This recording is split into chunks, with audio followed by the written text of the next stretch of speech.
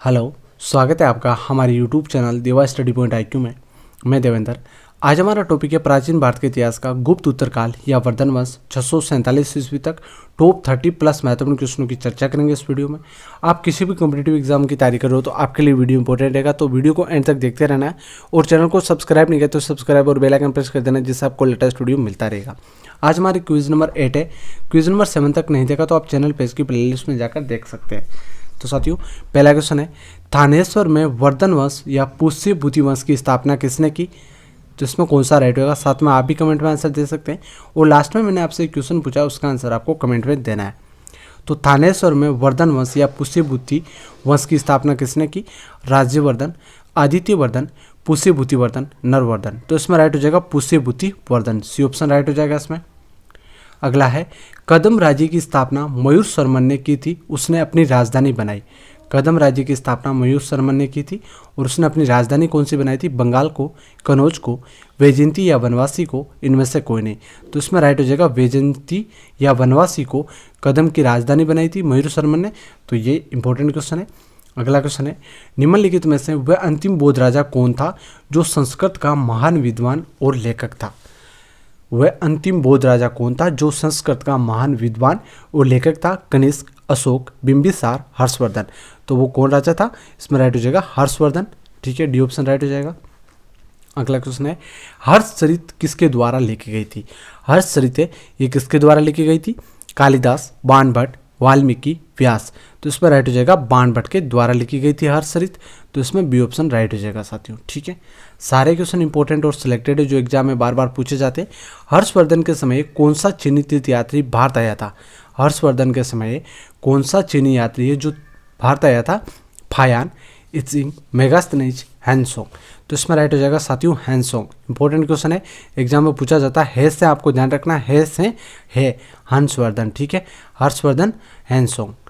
ठीक है से है आपको याद कर लेना कि हर्षवर्धन के समय हैंसोंग आया था, इस प्रकार से। ठीक है, तो अगला क्वेश्चन है, चालुक्य राजा पुलकेशिन सेकंड को किसने पराजित किया था? चालुक्य राजा पुलकेशिन सेकंड है, उनको किसने पराजित किया था? महेंद्र वर्मन, नरसिंह वर्मन, परमेश्वर वर्मन, प्रांतक ने। तो चालुक्य राजा पुलकेशिन सेकंड को नरसिंह वर्मन ने पराजित किया था। तो बी ऑप्शन आपका इसमें राइट हो जाएगा साथियों। अगला क्वेश्चन है, किस व्यक्ति को द्वितीय अशोक कहा जाता है? किस व्यक्ति को द्वितीय अशोक कहा जाता है? समुद्रगुप्त, चंद्रगुप्त मौर्य, स्कंदगुप्त, हर्षवर्धन। तो द्वितीय अशोक हर्षवर्धन को कहा जाता है। तो इसमें डी ऑप्शन आपका राइट हो जाएगा साथियों। ठीक है, अगला क्वेश्चन है, बाणभट्ट किस सम्राट के राजदरबारी कवि थे? बाणभट्ट है वो किस सम्राट के राजदरबारी कवि थे? विक्रमादित्य, कुमारगुप्त, हर्षवर्धन, कनिष्क। तो बाणभट्ट है वो हर्षवर्धन के राजदरबारी थे। तो इसमें सी ऑप्शन राइट हो जाएगा साथियों। अगला क्वेश्चन है, हर्ष एवं पुलकेशिन सेकंड के मध्य हुआ संघर्ष की जानकारी कहाँ से मिलती है? हर्षवर्धन और पुलकेशिन सेकंड के मध्य जो संघर्ष हुआ था उसकी जानकारी कहाँ से मिलती है? ऐहोल अभिलेख, बसखेड़ा लेख, हाथी गुफा अभिलेख, हैंसोंग के वर्णन से। तो इसमें राइट हो जाएगा ऐहोल अभिलेख से जानकारी मिलती है। तो ए ऑप्शन आपका इसमें राइट हो जाएगा। अगला क्वेश्चन है, प्रतापशील हूण हरिण केसरी या महाराजा धीराज नामक उपाधियां निम्न में से किसकी थी? प्रतापशील, हूण हरिण केसरी, महाराजा धीराज नामक उपाधियां किसकी थी? नरवर्धन, प्रभाकर वर्धन, आदित्य वर्धन, राज्यवर्धन। तो इसमें राइट हो जाएगा प्रभाकर वर्धन की ये सभी उपाधियां थी।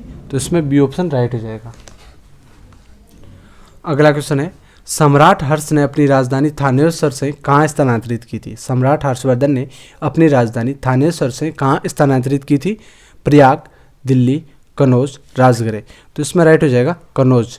ठीक है, और कनौज वर्तमान में कहाँ पर है? उत्तर प्रदेश में। ये भी आपके लिए इंपॉर्टेंट है।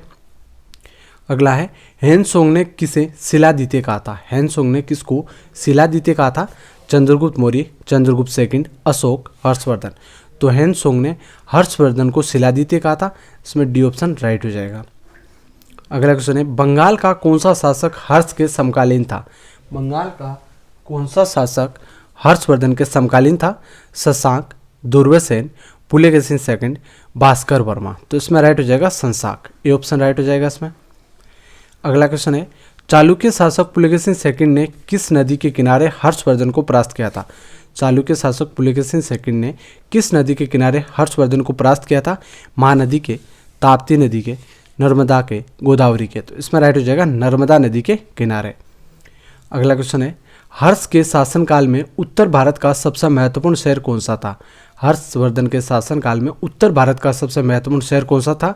पाटलिपुत्र, उज्जैन, कनौज, थानेश्वर। तो उत्तर भारत का सबसे महत्वपूर्ण शहर था कनौज, जो यूपी में है। अगला क्वेश्चन है, हर्ष की जीवनी किसने लिखी थी? हर्षवर्धन की जीवनी किसने लिखी थी? फिरदौसी, बाणभट्ट, ब्रह्ममेर, इनमें से कोई नहीं। तो हर्षवर्धन की जीवनी लिखी थी बाणभट्ट ने, तो इसमें बी ऑप्शन राइट हो जाएगा। अगला क्वेश्चन है, हर्षवर्धन अपनी धार्मिक सभा कहाँ किया करता था? हर्षवर्धन अपनी धार्मिक सभा कहाँ किया करता था? मथुरा, प्रयाग, वाराणसी, पेशावर। तो इसमें राइट हो जाएगा प्रयाग में हर्षवर्धन वो अपनी धार्मिक सभा किया करता था। अगला क्वेश्चन है, वर्धन वंश की राजधानी थानेश्वर किस प्रदेश में स्थित है? वर्धन वंश की राजधानी है थानेश्वर, ये वर्तमान में किस प्रदेश में है? उत्तर प्रदेश, हरियाणा, मध्य प्रदेश, बिहार। तो इसमें राइट हो जाएगा हरियाणा, बी ऑप्शन राइट हो जाएगा। अगला क्वेश्चन है, हर्षवर्धन की बहन राजश्री का विवाह किसके साथ हुआ था? शक शासक रुद्रदामन से, मोकरी नरेश ग्रहवर्मा, वाकाटक नरेश विंध्य शक्ति से, मैत्रक नरेश भट्टारक से। तो हर्षवर्धन की बहन राजश्री का विवाह मोकरी नरेश ग्रहवर्मा से हुआ था, तो इसमें बी ऑप्शन राइट हो जाएगा। अगला क्वेश्चन है, हर्षवर्धन ने 606 ईस्वी में हर्ष संवत की स्थापना की थी, ये किसके उपलक्ष्य में की थी? अपने राजारोहण के उपलक्ष्य में, कनौज पर अधिकार करने के उपलक्ष्य में, सिंध विजय के उपलक्ष्य में, पूर्वी भारत की विजय के उपलक्ष्य में। तो हर्षवर्धन ने 606 ईस्वी में हर्ष संवत की स्थापना की थी, ये अपने राजारोहण के उपलक्ष्य में की थी, तो ए ऑप्शन इसमें राइट हो जाएगा। अगला क्वेश्चन है, हैंसोंग की भारत में यात्रा के समय सूती कपड़ों के उत्पादन के लिए सबसे प्रसिद्ध नगर था? हैंसोंग की भारत यात्रा के समय, हैंसोंग भारत यात्रा लगभग 15 वर्ष के लिए की थी लगभग, तो उस समय सूती वस्त्रों का प्रसिद्ध नगर कौन सा था? वाराणसी, मथुरा, पाटलिपुत्र, कांची। तो इसमें राइट हो जाएगा मथुरा, यूपी, उत्तर प्रदेश। उस समय ये सूती वस्त्र उत्पादन के लिए प्रसिद्ध नगर था। अगला क्वेश्चन है, नागानंद के रचनाकार कौन थे? नागानंद का रचनाकार कौन था? बाणभट्ट, हर्षवर्धन, बहुभूति, भास। तो इसमें राइट हो जाएगा हर्षवर्धन है वो नागानंद के रचनाकार थे। अगला है, गुर्जरों को किस शासक ने पराजित किया था? प्रभाकर वर्धन, राज्यवर्धन, हर्षवर्धन, शशांक। तो गुर्जरों को किसने पराजित किया था? हर्षवर्धन ने पराजित किया था, सी ऑप्शन इसमें राइट हो जाएगा। अगला है, किस चीनी यात्री को वर्तमान शाक्य मुनि एवं यात्रियों का राजकुमार कहा जाता है? किस चीनी यात्री को वर्तमान शाक्य मुनि या यात्रियों का राजकुमार कहा जाता है? फायान, हैंसोंग, इसिंग, इनमें से कोई नहीं। तो इसमें राइट हो जाएगा हैंसोंग को यात्रियों का राजकुमार या वर्तमान शाक्य मुनि कहा जाता है, और हैंसोंग लगभग भारत में 15 साल रहा था। ठीक है। अगला क्वेश्चन है, कुंभ मेले को प्रारंभ करने का श्रेय किसको दिया जाता है? कुंभ मेले को प्रारंभ करने का श्रेय किसको दिया जाता है? अशोक, चंद्रगुप्त सेकंड, हर्षवर्धन, इनमें से कोई नहीं। तो इसमें राइट हो जाएगा हर्षवर्धन को दिया जाता है, सी ऑप्शन राइट हो जाएगा। अगला क्वेश्चन है, निम्नलिखित में से किसने नालंदा विश्वविद्यालय को 100 ग्रामों के आय दवन स्वरूप दिए थे? तो चंद्रगुप्त मौर्य, चंद्रगुप्त फर्स्ट, चंद्रगुप्त सेकंड, हर्षवर्धन। तो इसमें राइट हो जाएगा हर्षवर्धन। ठीक है। अगला क्वेश्चन है, निम्नलिखित में से कौन हर्षवर्धन के दरबार से संबंध नहीं था? बाणभट्ट, कालिदास, भर्तृहरि, मयूर। तो इसमें हो जाएगा बाणभट्ट, भर्तृहरि और मयूर, इन तीनों का दरबार से संबंध था। कालिदास का हर्षवर्धन के दरबार से संबंध नहीं था। अगला है, ये किसका कथन है? भारत के लोग गर्म मिजाज के हैं, उन्हें जल्दी गुस्सा आता है परंतु ईमानदार होते हैं, भारतीय स्वेच्छा प्रेमी है। मेगास्थनीज, फायान, हैंसोंग, इसिंग। तो ये किसका कथन है? ये है हैंसोंग का कथन, सी ऑप्शन इसमें राइट हो जाएगा।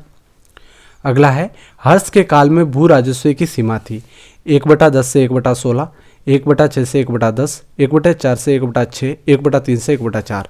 तो हर्ष के काल में भू राजस्व की सीमा थी 1/6 से 1/10, बी ऑप्शन आपका इसमें राइट हो जाएगा। अगला है, मोकरी शासकों की राजधानी थी। मोकरी शासकों की राजधानी थी थानेश्वर, कनौज, पुरुषपुर, इनमें से कोई नहीं। तो इसमें हो जाएगा कनौज। मोकरी शासकों की राजधानी थी कनौज।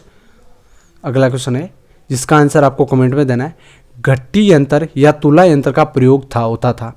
घट्टी यंत्र या तुला यंत्र का प्रयोग होता था खेत की जुताई के लिए, खेत की सिंचाई के लिए, समय मापने के लिए, इनमें से कोई नहीं। तो इसका आंसर आपको कमेंट में देना है। तो साथियों, वीडियो कैसा लगा लाइक शेयर सब्सक्राइब करें।